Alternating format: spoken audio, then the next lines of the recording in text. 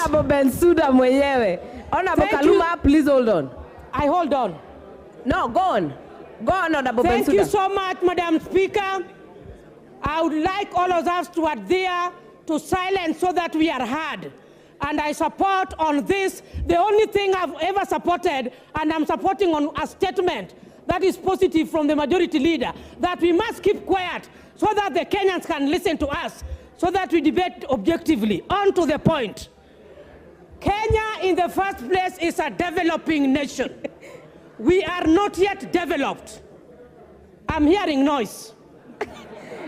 Honorable Bensuda, I know you're a teacher, but for now, be the member for Homa Bay. Yes, I'm given 2 minutes. I want to be very fast. Now, honorable members, we know that, hold on with your point of order. We know that the country is a developing nation. And when we are developing, we must be progressive in any issue that we do. I also agree that we cannot run this country without making strategies on approach.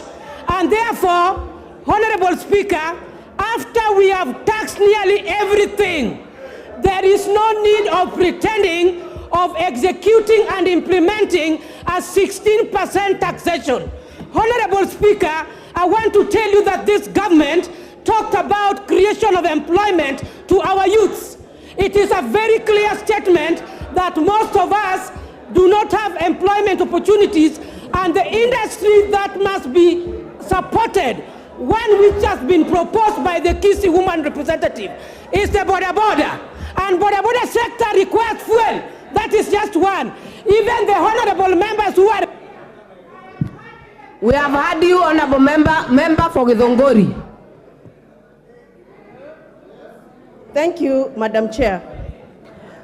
I rise to give my humble opinion on the issue of tax levy added on fuel, especially the VAT.